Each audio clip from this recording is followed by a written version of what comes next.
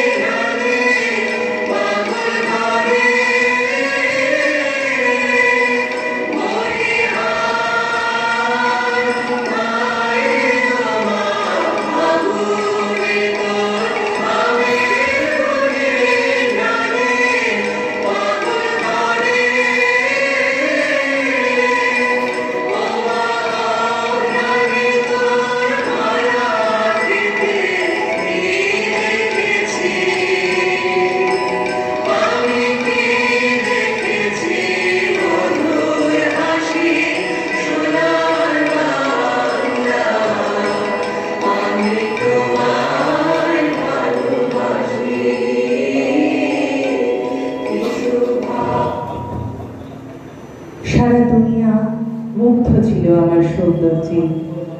আমার শ্যামলিমা মাখা অঙ্গে জড়ানো থাকতো স্বর্ণালী দেশ, আর তাতে ছিল নীল তরঙ্গের কারুকাজ। ধন সম্পদ মণি মানিক্যে পূর্ণ ছিল আমার গর্ব। দেশ বিদেশের কত মানুষ আমার রূপে মুগ্ধ হয়ে আমার কাছেই থেকে গেছে।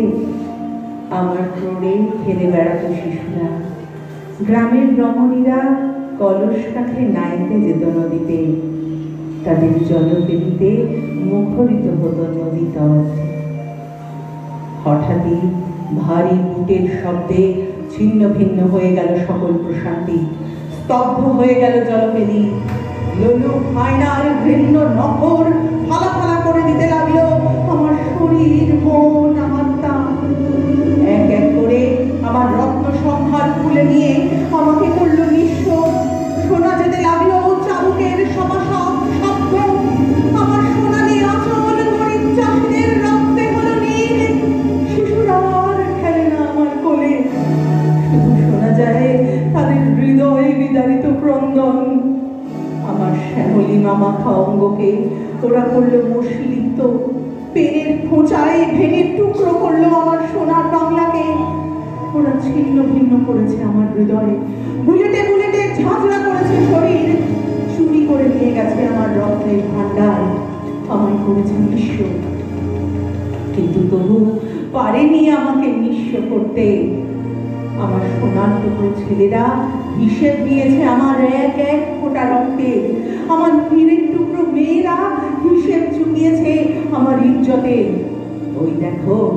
ওই দেখো ওরা দলে দলে নিয়ে আসছে শিকল ভাঙার গানকে। ওই শোনা যায় ওদের মিলিত কণ্ঠস্বর, বন্দে মাতরম, বন্দে মাতরম, বন্দে মাতরম। ইস্ট ইন্ডিয়া কোম্পানি প্রথমে ব্যবসার উদ্দেশ্য ভারতে পদার্পণ করলেও তারা ধীরে ধীরে গ্রাস করতে লাগলো ভারত মাতাকে। ব্যবসার নামে চলতে লাগলো লুটতরাজ, অত্যাচার, ধর্ষণ। ভারতের ছোট ছোট রাজ্যগুলোকে ছলে বলে কৌশলে দখলে নিতে থাকলো ওই ভিনদেশীরা। ক্রমশ তাদের কালো হাতের ছায়া এসে পৌঁছলো বাংলায়। ইস্ট ইন্ডিয়া কোম্পানির অত্যাচার যখন সহ্যের সীমা অতিক্রম করলো, তখন ভারতের কোনায় কোনায় পুঞ্জীভূত হচ্ছে অসন্তোষের বারুদ। পলাশির যুদ্ধের ঠিক 100 বছর পর 1857 সালে জ্বলে উঠল সিপাহী বিদ্রোহের আগুন। ইংরেজদের বিরুদ্ধে যে অসন্তোষের বারুদ এতদিন পুঞ্জীভূত হয়েছিল, তা ভয়ঙ্কর আকার নিয়ে ফেটে পড়ল সারা ভারতবর্ষে। দেশের বিভিন্ন প্রান্ত থেকে সেদিন নানা সাহেব, তাঁতিয়া তোপি, রানী লক্ষ্মীবাইয়ের মতো নেতৃত্ব অস্ত্র হাতে এগিয়ে এসেছিল এই মহাবিদ্রোহকে সফল করতে। এই বিদ্রোহের পরের বছরই 1858 সালে কোম্পানির শাসন বন্ধ করে মহারানী ভিক্টোরিয়া ভারতের শাসনভার নিজের হাতে তুলে নিলেন, যার ফলস্বরূপ সম্পূর্ণ পরাধীনতার শৃঙ্খলে আবদ্ধ হলেন ভারত মাতা।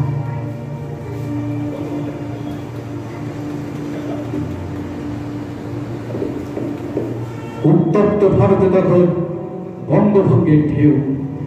সীমানা অতিক্রম করছে লাল মুখদের অত্যাচার। শত শত ভারতবাসীর হাহাকার বিদীর্ণ করছে দেশ মাতৃকার হৃৎপিণ্ড। সেদিন 3 মুঠি খুদের বিনিময়ে দিদি কিনে নিল আমাকে। বাপ মা যখন না ফেরার দেশে চলে গেল, তখন আমার সবে 5। স্কুলের পাঠ শুরু হলো তমলুকের হ্যামিল্টন স্কুলে। এক মাকে হারিয়েছি ছেলেবেলায়, তাই শপথ দিলাম শৃঙ্খলিত আর এক মাকে মুক্ত করা। যোগ দিলাম অনুশীলন সমিতিতে। ম্যাজিস্ট্রেট কিংসফোর্ডের অত্যাচার তখন চরম আকার ধারণ করেছে। ক্ষোভে ফেটে পড়ছে তমলুক।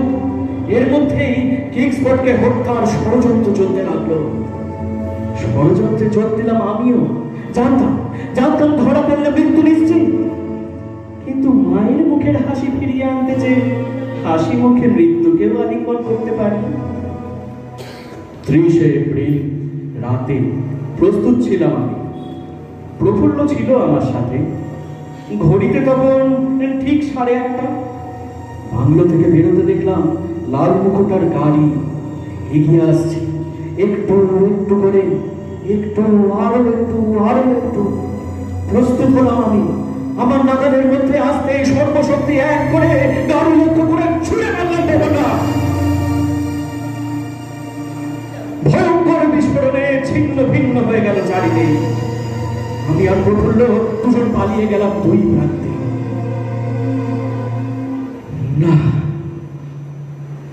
ব্যর্থ হয়েছিল এই প্রচেষ্টা। কিংসফোর্ড নয়, প্রাণ চলে গেল দুজন ভিনদেশী। হাসির মঞ্চে, হাসি মুখে দেশ মাতৃকার কাছে পড়লাম বিজয় মালা। ইতিহাসের পাতায় লেখা রইল আমার নাম। জন্ম নিল হাজার হাজার ক্ষুদিরাম।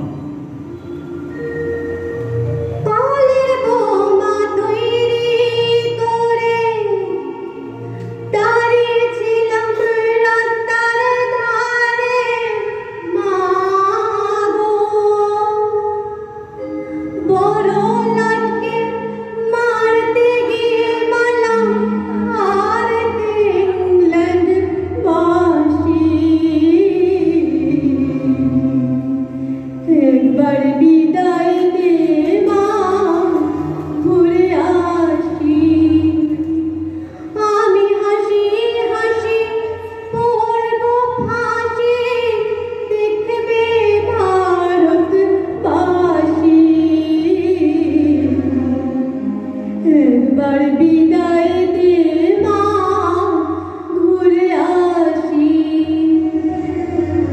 10 মাস 10 দিন পরে জন্ম নেব মাসির ঘরে মা গো।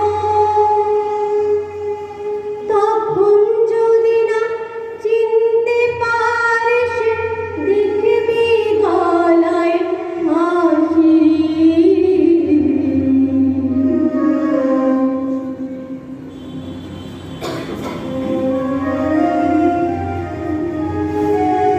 ক্ষুদিরাম বোস বা প্রফুল্ল চাকির মতো আরো কত মায়ের সন্তান দেশ মাতৃকার শৃঙ্খল মোচন করার জন্য প্রাণ বলিদান দিয়েছিলেন। আজ তার কোনো হিসেব নেই। তাদের অনেকেই হারিয়ে গেছেন ইতিহাসের পাতা থেকে। এই পাথরের পাঁজরের মাঝে আজও শোনা যায় তাদের কণ্ঠস্বর।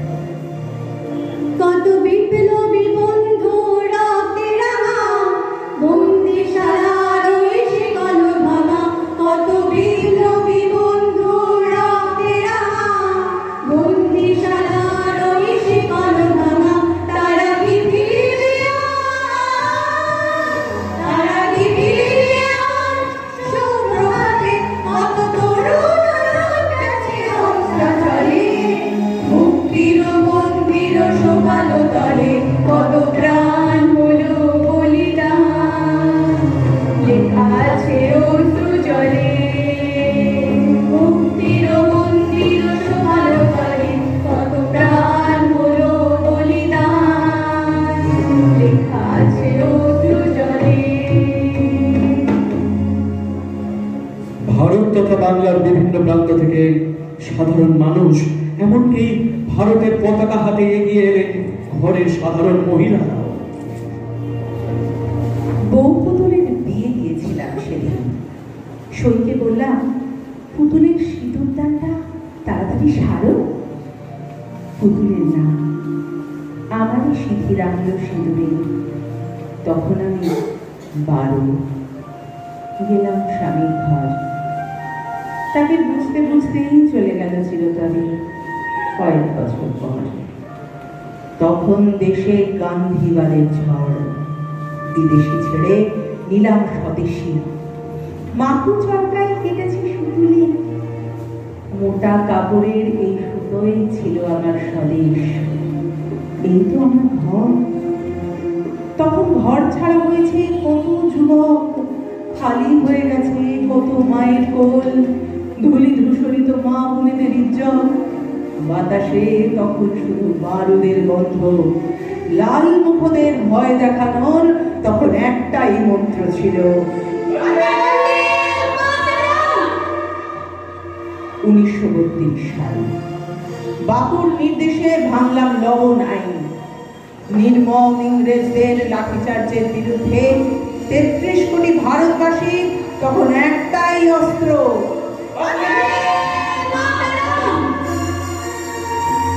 শত শত মানুষের সাথে আমাকেও সেদিন বন্দি করা হলো। আমার 2 হাত বেঁধে হিড় হিড় করে টেনে নিয়ে গেছিল ওরা, কিন্তু কেড়ে নিতে পারেনি আমার অস্ত্র, কেড়ে নিতে পারেনি আমার মায়ের নাম।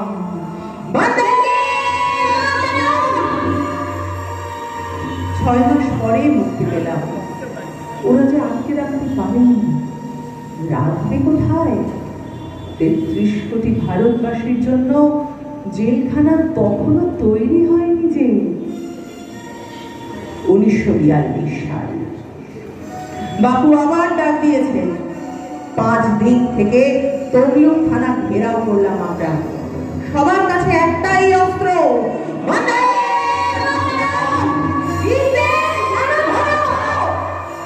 সেদিন ভারতবাসী অকুত ভয়। নতুন এক অস্ত্র সবার কাছে। উর্দিধারী লাল মুখদের দল রাইফেল তাক করে দাঁড়ালো। মূর্খ ওরা জানে না আজ নতুন মন্ত্র দীক্ষিত সবাই।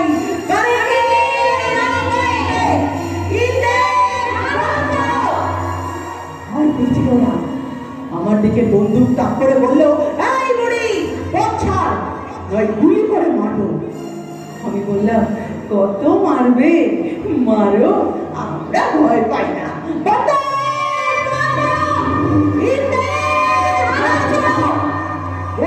বন্দুকের নল, একটা গুলি লাগলো আমার বুকে, তারপর একটা, তারপর আর একটা, আমি পড়ে গেলাম। কিন্তু আমার মায়ের পতাকাটা আমি পড়তে দিইনি। বললাম, বন্দে মাতরম, ইংরেজ বাঁচাও। ওরা ভীষণ ভয় পেয়েছে। আবারও গর্জে উঠলো বন্দে মাতরম, আবার গর্জে উঠলো বন্দুকের নল। ঝাঁঝরা হয়ে গেল আমার শরীর, ঝাঁঝরা হয়ে গেল আমার শরীর। বললাম, যে দেখো, এক মাতঙ্গিনীকে মেরে কি হবে ইংরেজ? 33 কোটি মাতঙ্গিনীকে মারতে পারবে? আছে নাকি তোমাদের অত গুলি? ভয়ার্ত বন্দুকের নল আবার গর্জে উঠল। আমি ধীরে ধীরে পতাকাটা তুললাম। বন্দে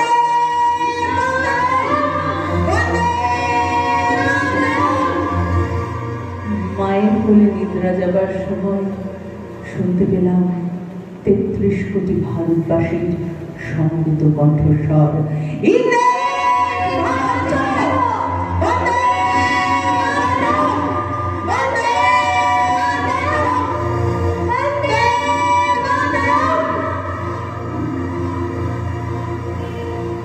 জননী গোলক তুলে বক্ষে, শান্তনু বাসু দেহ তুলে চোখে, কাঁদিছে তপু চরণ তলে 300 কোটি নর নারী গো। ওঠো গো ভারত লক্ষ্মী, ওঠো আদি জগৎ জল পূজা।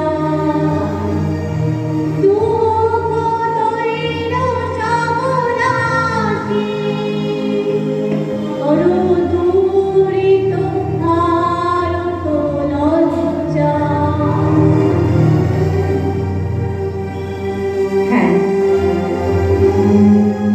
ইংরেজ সেদিন ভারত ছেড়েছিল ভারত মাতার সন্তানদের বলিদানের বিনিময়।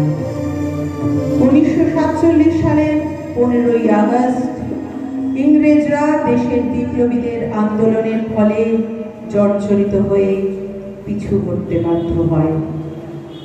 আজ তাদের লড়াই, তাদের বলিদানেই আমরা স্বাধীন ভারতের নাগরিক।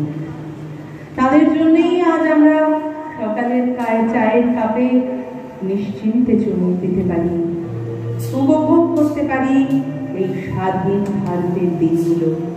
যত্রতত্র অপমানিত হতে হয় না ভিনদেশীদের কাছে অত্যাচারিত। তাদের বিন্দু বিন্দু রক্তকণা সুগম করে দিয়েছে আমাদের চলার পথে, এনে দিয়েছে আমাদের স্বাধীনতা।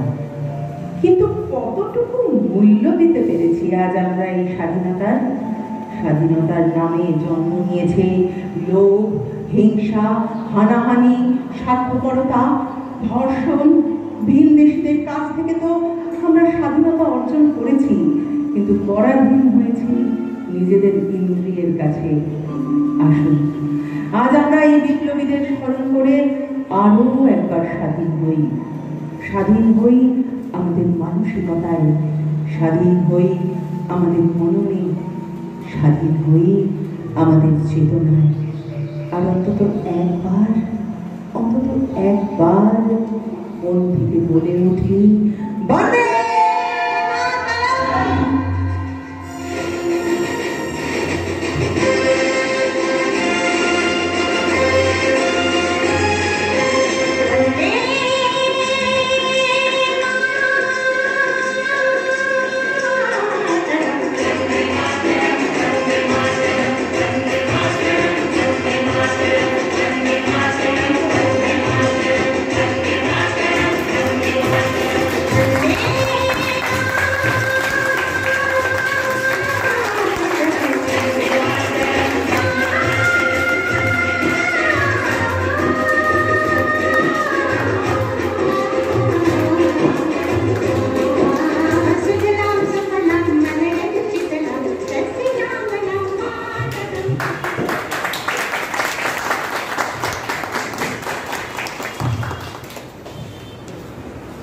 রচনা ডক্টর মধুমিতা দেব, অবশ্যই একটা হাততালি। আর নৃত্য পরিচালনা বলুন বা এটা তো ঠিক নৃত্য হলো না, যাই হোক যেটুকু নাটকীয়তা আমরা স্টেজের মধ্যে দেখানোর চেষ্টা করেছি তার মূলে কিন্তু সুপর্ণা, ওর জন্য একটা করতালি। আর সমগ্র যে পরিকল্পনা সেটা যার মস্তিষ্ক প্রসূত সঙ্গীতা দত্ত। আর ভাষ্যপাঠে ছিলাম আমি, আমার সঙ্গে বিরসা, আর সঙ্গীতে যারা কণ্ঠ দিয়েছেন মধুমিতা দেব, অলিপ্রিয়া দেব আর আমাদের অঞ্জনা দেবী। এক সপ্তাহের রিহার্সাল বলুন, ভাষ্য প্র্যাকটিস বলুন, এক সপ্তাহ আরো ভালো করতে পারতাম, একটু আফসোস রইল, কিন্তু হ্যাঁ এইটাই আমাদের প্রাপ্য ছিল। অনেক ধন্যবাদ। অনেকটা রাত। মধুমিতা আমার বিশেষ বন্ধু, আমার বিশেষ সম্পর্কের বন্ধু। উনি পেশায় চোখের ডাক্তার। এরকম একটি পেশায় নিযুক্ত থেকে এত ভালো, এত সুন্দর মানে রচনা করেন যে আমরা ভাবতেই পারি না। মানে ওর এক একটা রচনা দেখলে সমানে মনে হয় যে কখন আমরা এই ব্যাপারটাকে এক্সিকিউট করবো, মানে সবসময় ভাবতে থাকি। তা ওর জন্য আমরা একটু করতালি দিই, কারণ সঙ্গীতা বড্ড বাড়িয়ে বলেছে, কিন্তু আমি লিখলে পরে ওরা যে এক্সিকিউট করে এটাই আমার বিরাট মানে পাওনা। আর কি বলবো, আমার একটা ট্রিট পাওনা আছে, কারণ আজকে ওর যে ওর সাধনার ইতিহাসটা আমি জানি। ওর পাশে দাঁড়িয়ে থেকে বলছি, ওর সাধনার ইতিহাসটা আমি জানি। দিনের পর দিন, শুধু নয় রাতের পর রাত কেটে গেছে পরিকল্পনা করতে করতে। এটা একটা সাধনা। কেমন লাগলো বন্ধুরা আমাদের মিলিত প্রয়াস? ভালো লাগলে অবশ্যই জানাবেন এবং উৎসাহিত করবেন এই নবাগত ও নবাগতা শিল্পীদেরকে। আবার খুব তাড়াতাড়ি আসবো নতুন আমাদের প্রয়াসকে সঙ্গে করে। ভালো থাকবেন। নমস্কার।